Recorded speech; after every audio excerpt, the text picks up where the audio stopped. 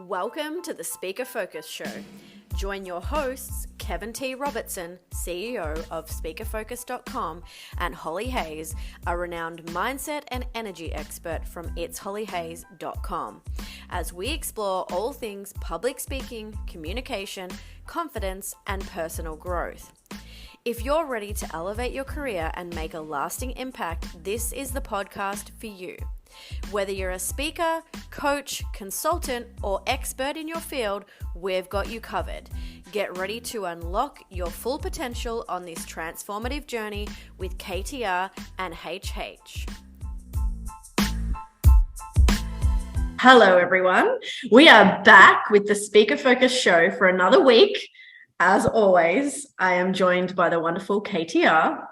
And today we have a hot topic for you. I cannot wait to dive into this one.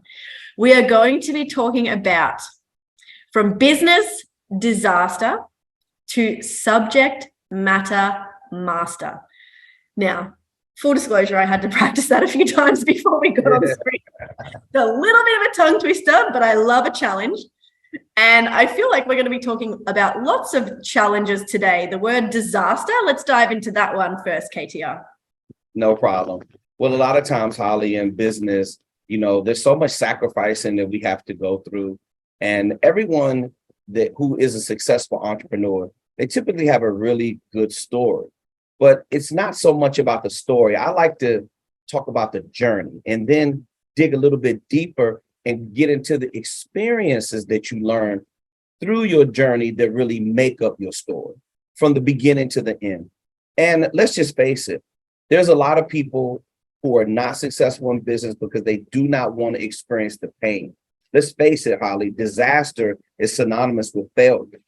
And I have failed a whole lot more times than I have succeeded. I have been knocked on my back, knocked on my ass. I've had all kinds of setbacks. And those have been literal natural disasters. Now, what I've learned to do is increase the threshold of my ability to endure pain. Because when you're going through a disaster, what happens?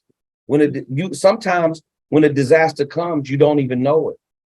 And then after the disaster, you have to clean up the mess. So if you're going to develop a high level of skill and a level of mastery, first, you got to get through the disaster. So that's what I'm glad that you brought this topic up, because I want to shine my entrepreneurial experience about how you come through the disaster, because there is no getting to the level of master unless you're able to endure the disaster. So I love it how connected we are, because you brought up this topic to me. And I was like, oh, I'm interested to dive in, but I wasn't really sure, again, what direction we were going to take this. But I've literally been living this, and it has been feeling like a disaster. But what I've been telling my people, my support network, is that you need to not be afraid to fail forward. So it's not just failing for the sake of failing and saying, oh, well, I had to go and I failed anyway. It's actually still taking that inspired action. But even when you're failing, you're still taking a step forward, not a step backwards. So I totally relate to what you're saying, and you're speaking my language again, because it's about the journey. It's not about the destination. You're always going to get to the destination, provided that your goal and your desire is compelling enough that it drives you every day to get out of bed to work towards it. But it's really about the journey, because all of these disasters, the big, the small and the ugly, they contribute to the story. So I'm so interested to hear this from your perspective, because I've been living this pretty much since COVID. So 2020 is like the beginning of my disaster. Absolutely. If you think about any plague that's hit our world, the pandemic has really exposed a lot of us. You either focused or you folded, right? That's what's happening with entrepreneurs. I see it every single day, just like you. I see people who have literally learned how to pivot and come through. This has been a disaster. COVID has been a disaster. But the most successful people in the history of business, they find the beauty in the disaster. Think about a tsunami. Think about a hurricane. Think about a typhoon. Think about anything that comes through. And I'm just talking about weather, but we have all these storms that we need to weather in our minds, Holly. What about our spirits? Yeah. It's a disaster going on inside you right now because the universe is testing you. You're getting a breakthrough. You're coming through that disaster, but you cannot reach that level of mastery unless you come through the pain. And this is what the universe is teaching you right now. The reason why we're connected and we can vibe the way we do is because, Holly, there's like billions of people like us in the world who are positive thinkers, who are reaching for a higher plateau. And when you meet somebody and you know that they're complementary to your vision, this is why you need a team, because these team members, this support system that you have, these people will literally help you clean up after the disaster. And see, Holly, this is the reason why I'm so happy to have you on our team. I am proud to be on your team, because think about this.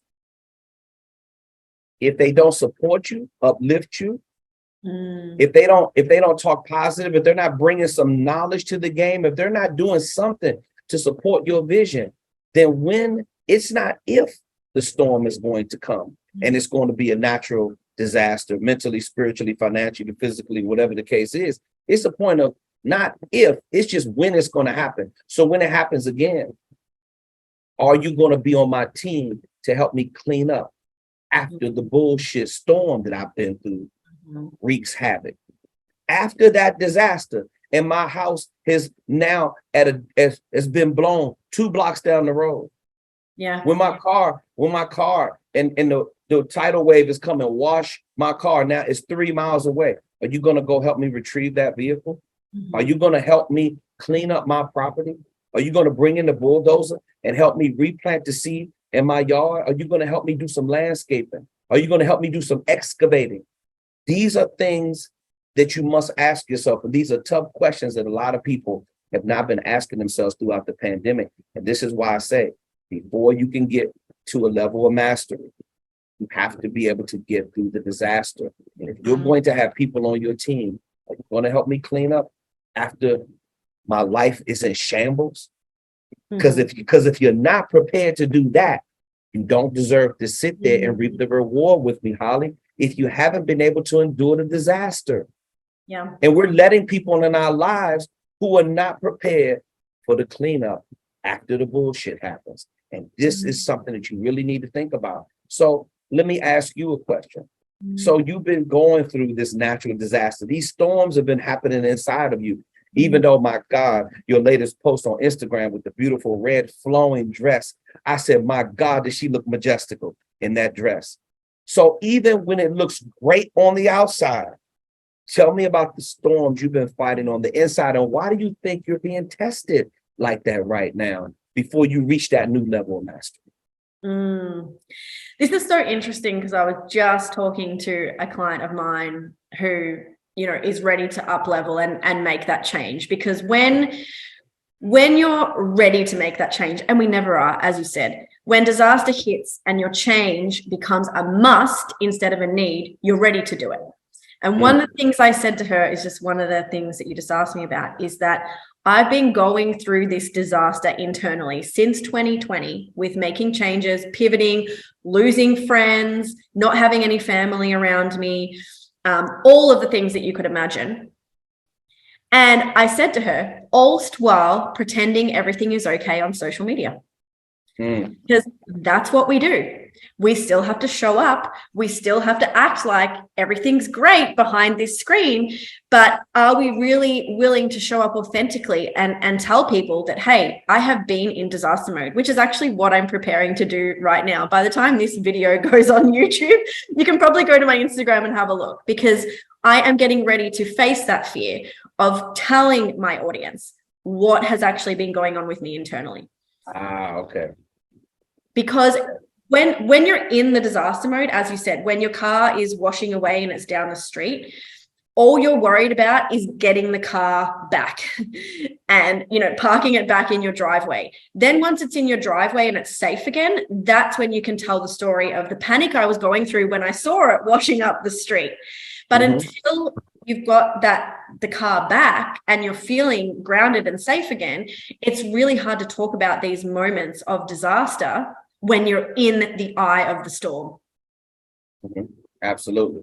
And I believe that, as speakers, coaches, and consultants, we have a responsibility to not just share when things look great. Yes. Everyone wants the big flex on the internet. Everyone wants to look fabulous. This is part of producing content. Of course, you want to look, you put your speaker focus cap on, you get your glasses that match, and you put your branded shirt on, and we're looking real strong. But we're fighting storms in our mind all the time. We're fighting it. This is warfare. Yeah. Spiritual warfare that's happening every single day.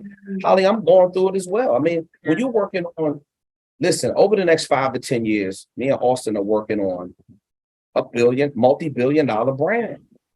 So before you get to the billions, you have to get to, eclipse hundreds of millions of dollars to be able to add up to that. That is a tall order to fill. It's a tall hill to climb. But guess what? You just have to take it one step at a time. I know that you have to have that shift in your energy, and you have to be very transparent. See, transparency and dealing with disaster is about you being vulnerable, having the guts enough to share that vulnerability with your audience so that they can see you torn, battered. They can see you in recovery mode. They can see it when you're actually cleaning up. I mean, Holly, I'm a little curly-haired kid that grew up in Capitol Heights, Maryland, eating fried bologna and cheese sandwiches, fighting the rats and roaches, grew up underprivileged, lower middle class like everybody else in the 60s and 70s. But I can remember the first home that we had with a basement. The basement flooded every single time it rained. My dad made a bad decision to buy that house for us. And every time it rained, our entire basement would flood, and they brought mud inside the house. So we literally had to come downstairs with shovels. When the water dried up, it was dirt. We had to scoop the dirt up, and we had to throw the dirt out back. Then we had to get mops and buckets and get that floor back to pristine condition so we could live in it. And every time it rained really, really hard, we just dreaded it because we knew we were going to have to clean up. And we did it as a family, you see, because you knew that when the storm came, remember, it's not if. You knew when it rained really, really hard, you was going to have to take your ass downstairs and play cleanup. And see, a lot of times what we don't want to do, we don't want to show the vulnerability to show the cleanup stage, Holly. We just want you to see when it looks majestical, like you look. I mean, when I tell you, you look like an absolute vision of loveliness. It was flowing.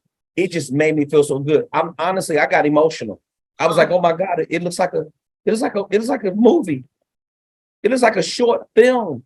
I said, my God, have that video and that dress captured the essence of who you are and your spirit. It just made me feel so full.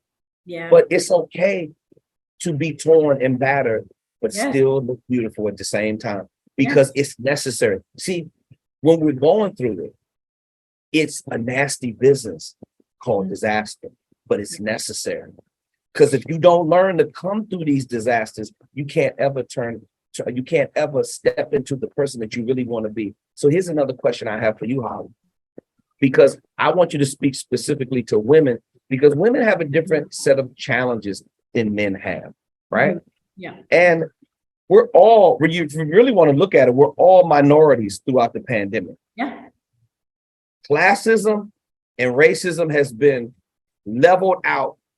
So if you were to talk to women about coming through their disasters while still putting on the makeup and making sure that you still look beautiful and you're able to maintain your feminism, what words of advice would you give to them of things that you learned through the pandemic, knowing how hard you've had to fight and the wars that you've been going through inside your mind? What would you tell people if you had to say, hey, if you still want to look good, but survive the war and the disaster, here's my 2 top things about it. Well, the first thing that's coming up for me right now is it's okay to not be okay and knowing it's just temporary.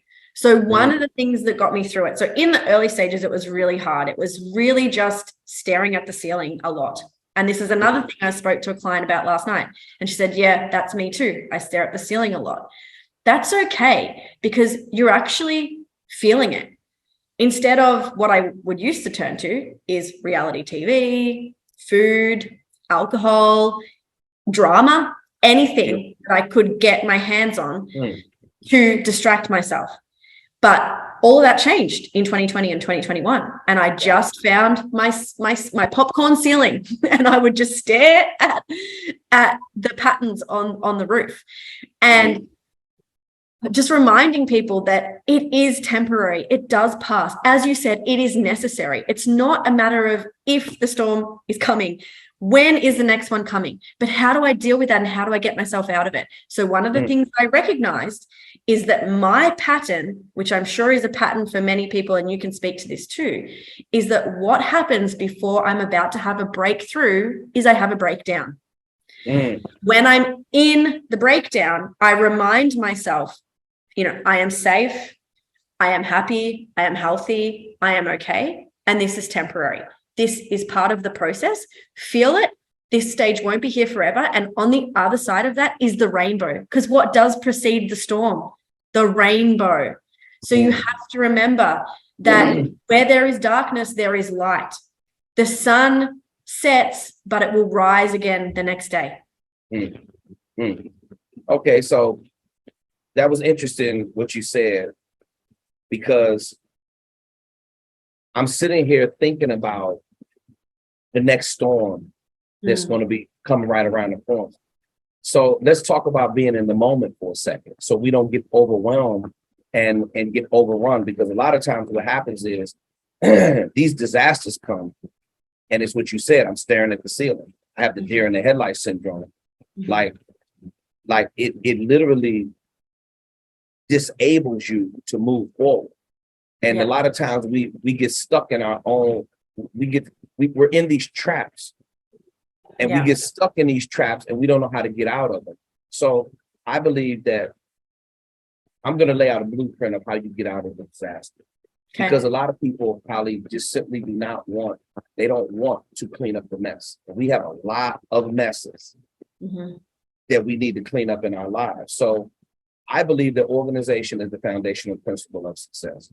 You can't do anything without being organized. So the very first thing I do when I'm consulting with the client to get organized is you have to get rid of everything you don't need. Oh, that hurts. See, what did you just say, Holly? About 7 or 8 minutes ago, you said I had to lose some friends, maybe some business associates.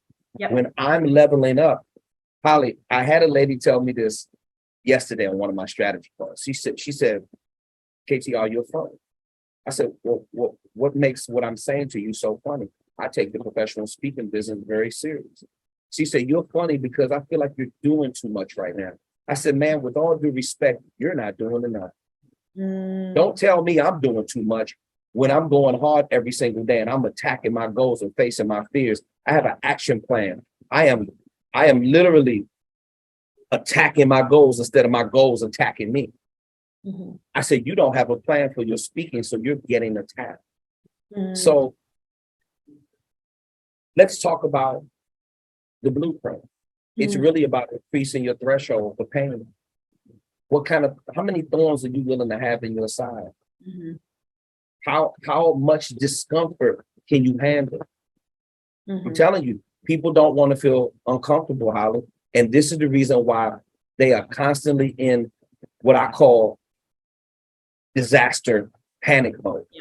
Fight or flight. They can never get out of it because they're not willing to be organized. So how does organization play in your life so you don't have to wind up being in chaos all the time? Because remember, while the storm is going on, it's chaos. But like you said, as soon as the storm settles down, the sun comes back out and you see the rainbow. So how do you use organization in your life so you don't have to operate out of chaos all the time? That's a great question. And I think the biggest thing I'm focused on right now, when you're in that chaos, all you can see is maybe taking one step. So just doing that one thing that makes you feel good and that will increase your confidence. So for example, get out in nature. Go to your exercise class that morning. Do your 30-minute walk, 20 minutes if that's all you've got. And when you're attacking something work-wise, attack the thing that will increase your confidence and make you feel good. So don't start with the hardest task. Pick the thing that you can do in a timely manner, get it done, increase your confidence, because then you'll want to charge at task 2 and 3, and you'll have that energy and momentum behind you. Wow. Okay. So in other words, action builds up confidence. Yeah. Confidence allows you to say, oh Yes. my God, I did the one thing. Let me move to task 2 and 3. I always say, average person can accomplish 7 to 10 things throughout the body of one worker. But if you can just get the one thing done, it'll give you confidence to get the other 6 things done. Yes. Whether or not you have a Stop personal and list. do this and celebrate Absolutely. yourself. It's okay to celebrate, even if you just did that one small, even if it was just getting up for your morning walk that you haven't done in 2 weeks. Stop and celebrate that, because that is how you will build that confidence and momentum. Absolutely. That's a very great point. Holly, even today, as I was in my office and I was cycling through my strategy calls, and then I had a couple no-shows, and then I jumped on because I had 20 or 30 calls I was trying to get in on my no-shows, right? And I was calling people back, and I was getting a lot of no's. I was getting hammered. It was a bad day in sales, in other words, right? And I was feeling really anxious about it. Like I have all these big goals, and I know I was feeling the pressure mounting up. And whenever I don't hit my sales goals, I get bent out of shape like anybody else. I'm human, right? So what I did was, my wife was going to take my granddaughter to the park, and we live really close to the beach. And as soon as I knew that they were headed out, I said, hey, can I go with you guys? And I slammed my computer down, and I took my calls from the beach for the rest of the day. When I got down there to the beach, and it was a really unseasonably warm day outside. If I got outside and I got some fresh air and I just would start walking around, my whole mindset was different, because I said, if I could just get out of the house. Yes. Change your environment. Oh my God. You're absolutely right. That made me feel so much better. And when I came back, I was looking forward to my Zoom session with you. And then I'm going to end my evening, right? I was looking forward to that. That's why I said, now, again, yesterday, we were supposed to do this taping, and I wasn't available. But I said, man, there's no way I'm going to miss today. And I want to thank you, because, again, you're part of my team, and you're holding me accountable to do these interviews so we can bring this kind of information to people who are also struggling as well. It's okay to have a breakdown. Just don't give up. No. Yes. And I just want to touch on something else you said. When we are having a really bad sales day, week, month, year for some people.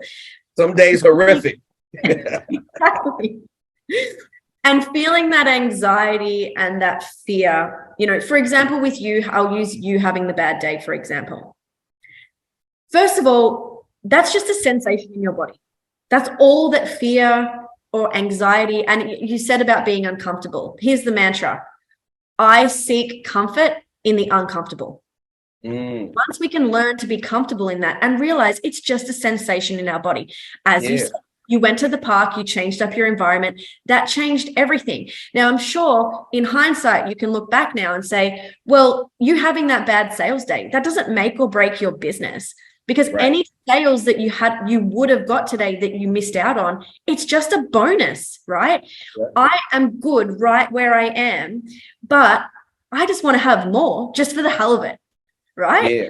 It's taking that, when we come from a pressure point of I must hit this target. I'm desperate for it. Give it to me. We repel it. That's the law of manifestation. We repel it.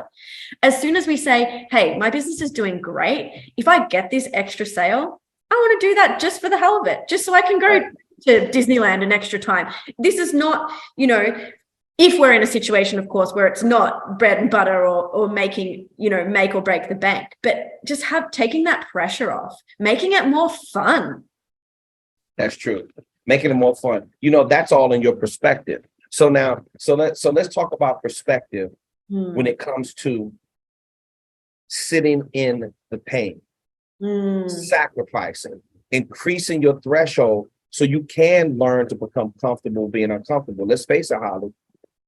People do not like it when it starts feeling rough, when the water, they don't like feeling turbulence on the airplane. They don't like feeling a train when it's shaking too much when you're taking a ride.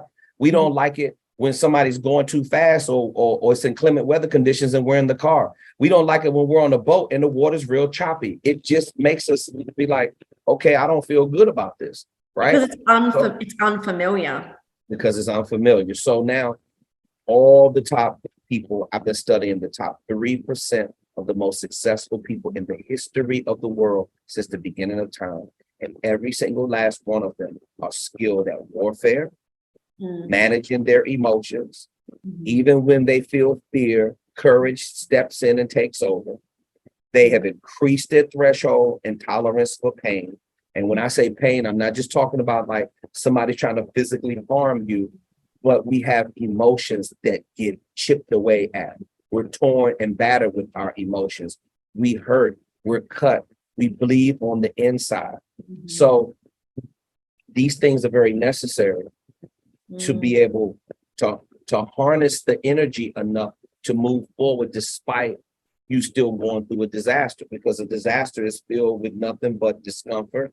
It's filled with things that's going to take you. Watch this. And I want you to talk about this as well, because this is where I'm getting ready to go. I have been in some disasters that took me years probably to get out of. When I filed a bankruptcy, I filed 3 of them before my career. It took years to dig out from under all of that. When I had to go through foreclosure and I had to rebuild and I had to rebuild my credit multiple times, it took years.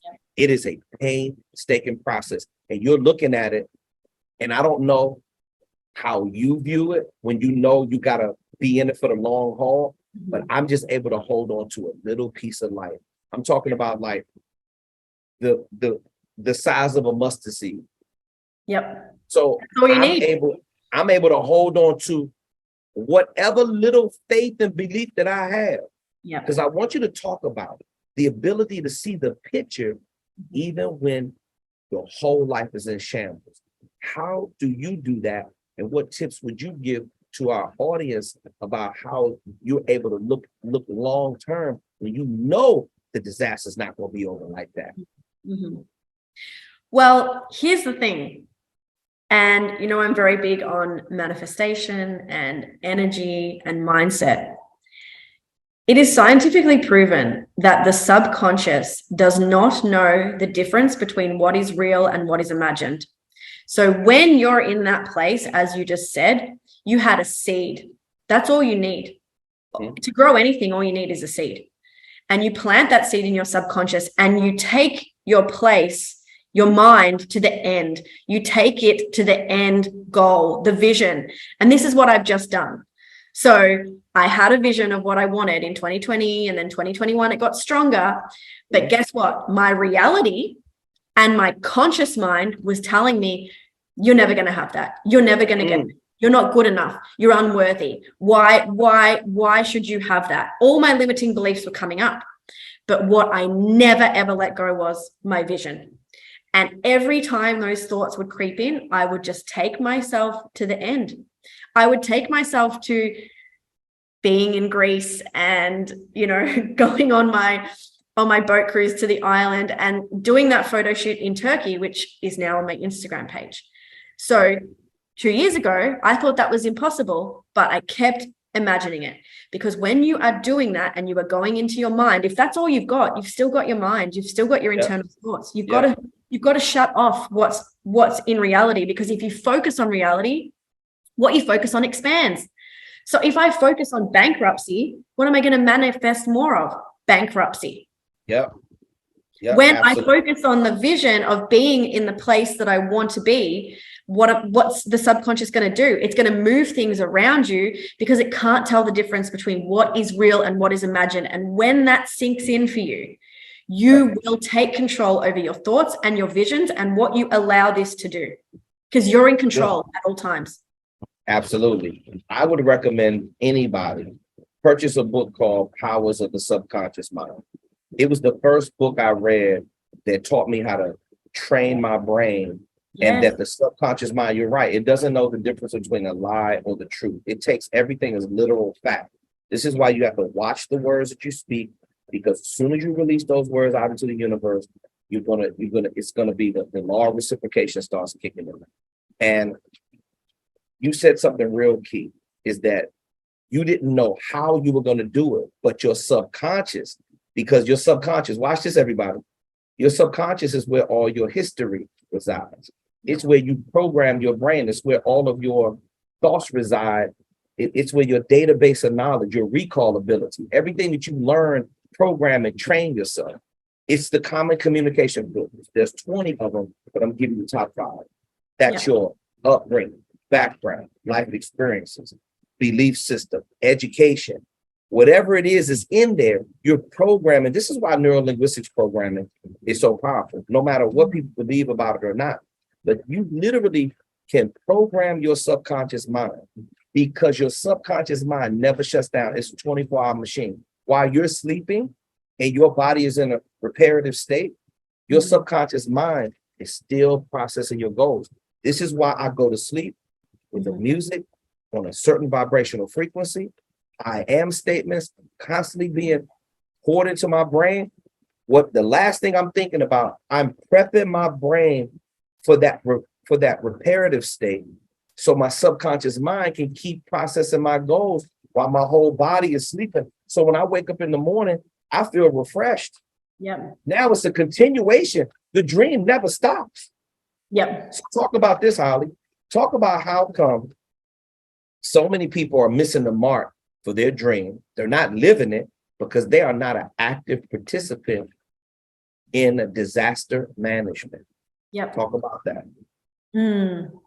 Well, I think I want to touch on what you were saying about the subliminal reprogramming, which is what it's called when we do either throughout the day, listen to subliminals in the background. Now, this is so easy. When you're working at your computer, you can literally just have YouTube playing in the background at a low volume that has I am statements. I am successful. I am wealthy. I am desired, whatever it might be. Right. Before you go to bed. Now, I'm going to tell you key to success right here. What I have done the last week is headphones in before I go to bed, and I've been listening to manifestation podcasts or training or workshops, and even just doing that for 5 days, because that's what last thing that my subconscious is hearing before I go to sleep.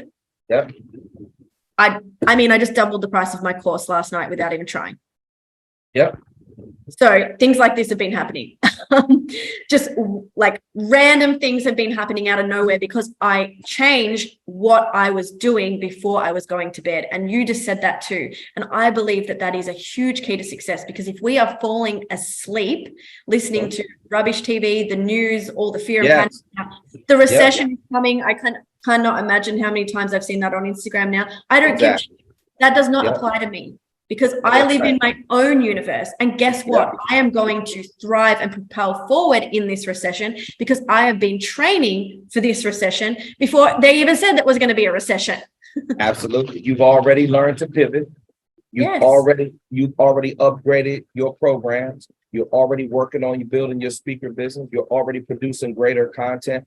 I said, she's up now. She's on a whole nother level. I mean, I literally felt your spirit in the new content that you're posting. I said, you know what? She has literally set the tone for the freaking whole year with that red dress when it was flowing, because you just looked like you were so free. That's what I got from it. So, and I want to wrap up this session by talking about freedom, because in the beginning, it does feel like when you're going through a natural disaster, that you're in bondage, because watch this, because your water may not be working. You may not have access to your house. You may be You may be displaced, right? Some people are homeless when they're going through a disaster. I've been there before myself, right? I've been put out of my home. I've been forced to leave, right? So you feel like we feel like we're evacuees, right? We feel like we're refugees sometimes. Yeah. So a lot of times when we're coming through that, I want you to talk about the beauty and the passion that is found in freedom after you've been through the struggle. You come through the disaster, and now you have earned the right to call yourself subject matter master. Yeah. And I think the biggest struggle through the disaster period was really worrying about what other people think. And if I'm speaking to women, which I am, we tend to do that a lot more because there is a lot of pressure on us on Instagram to look a certain way, to dress a certain way, to, you know, have our hair done, our lipstick on, our nails done a certain way. We have a lot more pressure to fit into this mold. And it can be quite debilitating when you feel like you don't quite fit in because maybe you're a little bit different and you're unique, and we all are. And I think that has been the hardest thing is when you're in that disaster, it's also about keeping up appearances. And I mentioned this in the beginning about, you know, all this stuff can be going on in the background. You know, it's like when you see the picture perfect family on Instagram and then 12 months later they announce their divorce. And you're like, wow, I would never have picked it with them. They just look like such the happy, perfect family. We've got to peel back that. You've got to let go of what people think, whether it be on social media, with your clients, and you do this the best because, you know, I've been in your private Q&As and your sessions, and you don't give a shit what people think. And I admire that so much, and I strive to be like that, but I still have this little bit in me, the people pleaser. I'm a people pleaser. Good. It's you know, you have to work, you have to wean yourself off of it. You know, you have to work your way out of it. There's still some residue I'm hanging on to right now. I'm learning how to let go of that last little bit of fear in these different categories. We have all these multitude categories. One of my favorite books in my library, out of over 3,500 books that I have, How the Mind Works. Oh, so your sound is kind of a bit muffled now. I don't know if something's over your speaker. Okay, how about that? Okay? Keep talking. Okay. That's good. It's a bit kind of echoey. Echoey? And like muffled. Okay.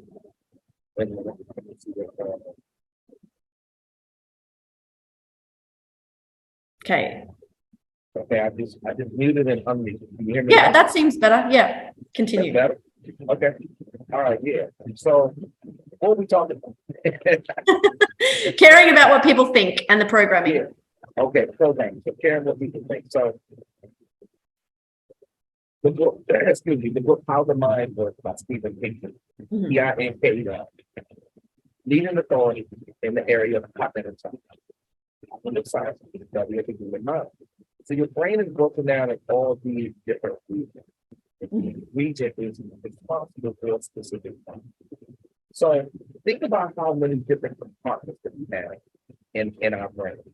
And case studies show that we aren't even utilizing our brain. Maybe only 7 to 15% of our mental capacity. It's a whole lot more in there that we can get out of our mind and the human brain. We just don't know how to do it. So the more you force in, learn. This is why I force myself to learn something new every day. What happens? It expands your mental capacity. So think about all the areas that we have concern. I'm concerned about hitting the $1 billion mark, being a multi-billion-dollar company. First, hitting the $100+ million mark every single year. Of course, it's a concern. Of course, you have your struggle. Elon Musk does. All people who are billionaires who have big brands, they are not exempt from the challenge. Yeah. So think about if you're holding on to the belief from everybody. This is a big part of what public speaking is. The loss of hope, the fear of speaking in public. The number one thing that people are thinking is, well, I wonder what they're going to think about my glasses. my cat. Sure. I wonder if they're gonna like what I say. See, preparation destroys all of the fears that you have from claustrophobia. Because when I'm confident, it doesn't matter what I when I'm confident, it doesn't matter what color I am. It doesn't matter if I'm a male or female. When I get up there and speak, everybody is taking notes because I command the room, because I have an authoritative presence. See, because I exude confidence, because I believe in what I'm teaching. That takes away everything. So if you're holding on to some residue about what you think other people are thinking about you, the people pleaser, think about this. Are they showing up to help you pay bills? Are they staying up late to help you build your business? Do they have an impact? See, the only people that I really, really care about what they think about me are the people that are really close to me. Holly, I care about what you think about me. Yet I'm not coming to you asking your permission to live my dream. No. Holly, we don't call each other and say, hey, KTR, I need your, I'm going to wear this red dress. Are you cool with that? No, you just went out there and start doing shit. Exactly. And then I say, my God, look at her move in motion. That is beautiful. Like, I'm not even talking about, you're a beautiful person to me, right? You're a beautiful woman. Yes, but the cosmetic part is something that we need for content. But I said, man, look at how beautiful her free-flowing spirit is. I said, she is in a flow state. I get inspired by that, Holly. Not a lot of stuff inspires me in this world, but I understood what you were doing. And this is the reason why you and I vibe on these calls. So when and that took me just not having any of this in mind, not thinking about how that might appeal to you or my other followers or anyone, just being 100% me, because I wanted to do that for me. I wanted to feel beautiful and glamorous and get those images for me. And I felt it. I felt it. And see, this is what I'm encouraging our students to do, and how you encourage your clients as well on a global scale. Is if you just take the first step and walk in authenticity, walk in your purpose, walk in your leadership, understand what your assignment is. Look at the impact of how I just described to you, the way it made me feel, what you producing one piece of content, but yet you did it for yourself. See, we have to act on what we feel. Even when we're going through the disaster, think about the thing that we talked about a little earlier in the conversation. Excuse me. Think about the thing we talked about earlier in the conversation. I'm holding on to that piece of belief that's as small as a mustard seed. I'm able to see, I'm able to reverse engineer it. Stephen Covey always talked about begin with the end in mind.